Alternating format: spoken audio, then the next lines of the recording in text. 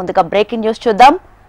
కాళేశ్వరంపై రాష్ట్ర ప్రభుత్వం మరో కీలక అడుగేసింది. కాళేశ్వరంపై హైకోర్టులో మెమోలు దాఖలు చేయనుంది రాష్ట్ర ప్రభుత్వం. కేంద్ర హోంమంత్రిత్వ శాఖకు రాసిన లేఖను సైతం కోర్టులో సమర్పించనున్నట్లు తెలుస్తోంది. కాళేశ్వరం అవినీతిపై సిబిఐకి విచారణకు ఆదేశించినట్లు తెలపనుంది.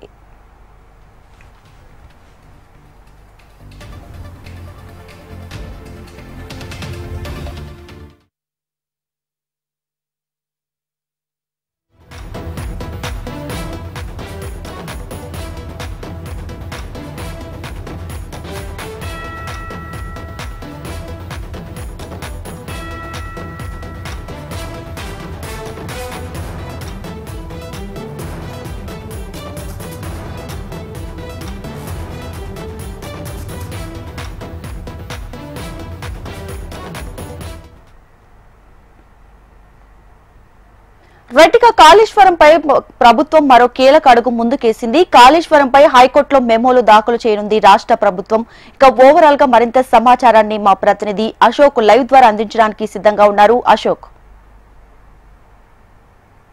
కాళేశ్వరం ప్రాజెక్టు సంబంధించినటువంటి అంశంలో జరిగినటువంటి ఆర్థిక అవకతవకలు అన్నింటి అంశాలకు సంబంధించినటువంటి విషయంలో పూర్తిస్థాయి విచారణ జరపాల్సిందే జాతీయ పరిశోధన సంస్థ సిబిఐకి రాష్ట్ర ప్రభుత్వం లేఖ రాసింది.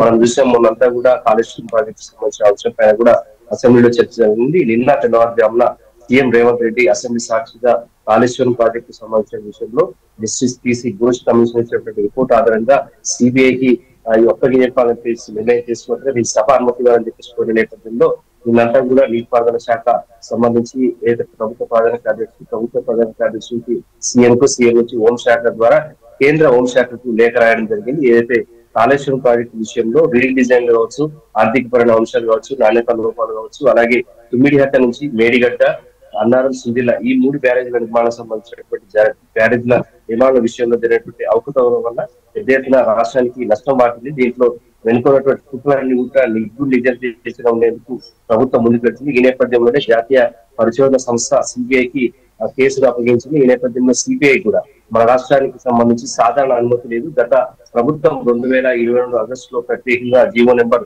51 తీసుకొచ్చింది. ఆ జీవో ప్రకారం సిబిఐ నేరుగా రాష్ట్రంలోకి ఎంట్రీ కావడానికి అవకాశం ఉంది. ఈ నేపథ్యంలో సిబిఐకి ప్రస్తుతం ప్రభుత్వం లేఖ రాసిన సందర్భంలో జీవో నెంబర్ 51 లో ఉన్నటువంటి దానికి అనుగుణంగా ప్రత్యేక నోటిఫికేషన్ లేదా ప్రత్యేక జీవో తీసుకొచ్చి ఈ యొక్క కాళేశ్వరం ప్రాజెక్టు విషయంలోనే ప్రత్యేక విచారణ జరిపేందుకు ప్రభుత్వం ముందడుగు వేస్తున్నటువంటి సమాచారం నేపథ్యంలోనే లేఖ రాసింది. సో మనం చూస్తున్నాం కాళేశ్వరం ప్రాజెక్టు సంబంధించి ఇప్పటికీ ఎన్డీఎస్ఏ రిపోర్ట్ ఇచ్చింది. వ్యాప్కోస్ నిబంధనలకు సంబంధించి విరుద్ధంగా అప్పటి ప్రభుత్వం నిర్మించింది. దీనికి అనుగుణంగా అయితే ప్రభుత్వం నియమించినటువంటి జస్టిస్ పిసి ఘోష్ కమిటీ అయితే 115 మందిని విచారించి 650 పేజీలకు సంబంధించినటువంటి నివేదికను రాష్ట్ర ప్రభుత్వానికి గత జూలై 31న సమర్పించింది. సో ఈ నేపథ్యంలో రాష్ట్ర ప్రభుత్వం దీనిపై సుదీర్ఘంగా చర్చ జరిపిన అనంతరం సిబిఐకి లేఖ రాసినటువంటి సందర్భంలో సిబిఐ నేడు రేపు అన్నట్టుగా రాష్ట్రంలోకి ఎంట్రీ కానుంది. కేంద్ర హోంశాఖపై పూర్తిస్థాయిలో విచారణ జరుగుతుంది. కాళేశ్వరం ప్రాజెక్టు సంబంధించి పూర్తిగా మరొకసారి అయితే నిర్మాణం మొదటి నుంచి మొదలుకుంటే అంచనాల నుంచి మొదలు పెట్టుకుంటే పూర్తయిన వరకు జరిగినటువంటి సంఘటనలపైన కూడా సిబిఐ విచారణ జరుగుతుంది. సో ఏది ఏమైనప్పటికీ కూడా